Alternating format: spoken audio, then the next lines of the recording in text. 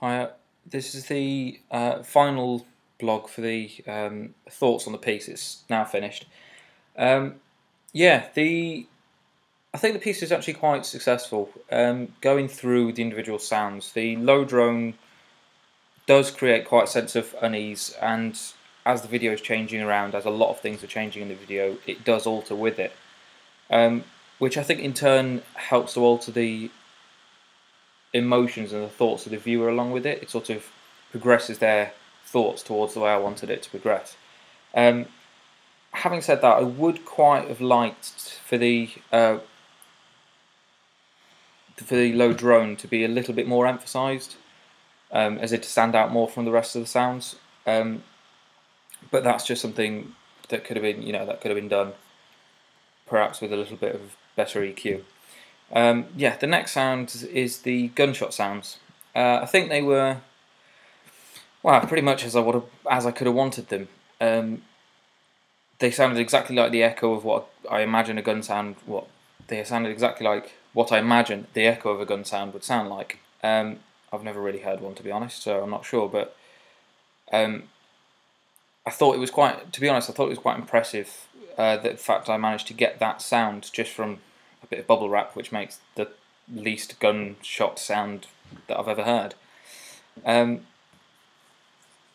Yeah, so I'm really happy with the gunshot sound. The screaming sound throughout the upper floor, which is supposed to imitate the echoes of the staff and everyone screaming.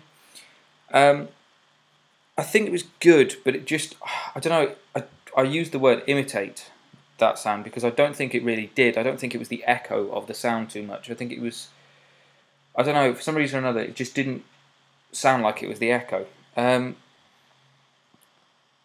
It was successful because it was quite piercing. It sort of stood out from every other sound. It had its own sort of visceral feel. It was quite spine tingling, and portrayed the emotion of the staff and the fear and the pain of the staff quite well. But I just think that it could have probably been just a little bit more like an echo of a sound, not just like a constant scream. If I was going to do it again, I'd probably add a little bit more reverb, just so that, again, so it was more of an echo of a sound. So it wasn't the original sound. I'd keep the same sound I had, but I'd just add a bit more reverb so that it was more eerie. It sort of had a bit more of an eerie feel to it and showed a bit more fear and sort of lack of, well, a bit of confusion really, instead of just pain. But yeah, that aside, I think it was fairly successful. Yeah, the next one is the glass breaking. For me, I personally think that was absolutely bang on what I wanted it to be, because it sounded exactly like the sound I was trying to replicate, which was Alfred Hitchcock's The Birds, when the sparrows, I can't remember, come in through the chimney. And that's the exact sound I wanted to replicate, and hearing them side by side, they're almost identical. Which, obviously, for me, was quite a success. Again, they sound very visceral. It sounds almost like, I don't know, for some reason it sounds like you can't get away from the glass. It sounds like the glass is breaking and hitting you, and you're just surrounded by it. You can't get away from it, which is exactly the feeling I wanted to create.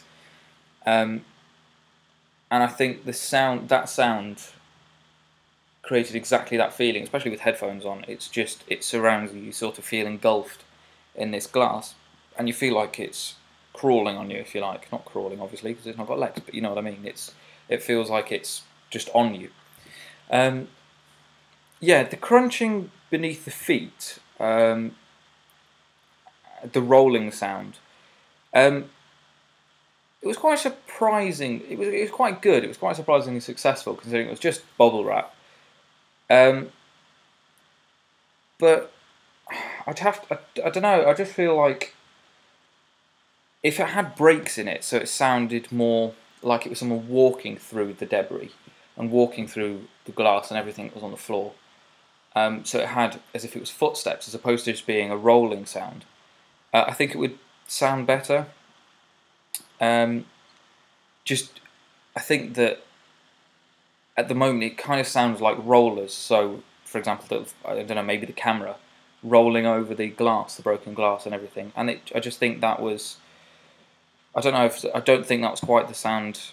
It was the sound I wanted, but I think it should have probably broken a little bit in places so that it sounded more like you were walking through the dream. The viewer was walking through the dream, or nightmare in this case. But yeah, generally the sound was fine. I just wish I'd changed little bits of it and tailored it a bit more. Yeah, the breathing was really good,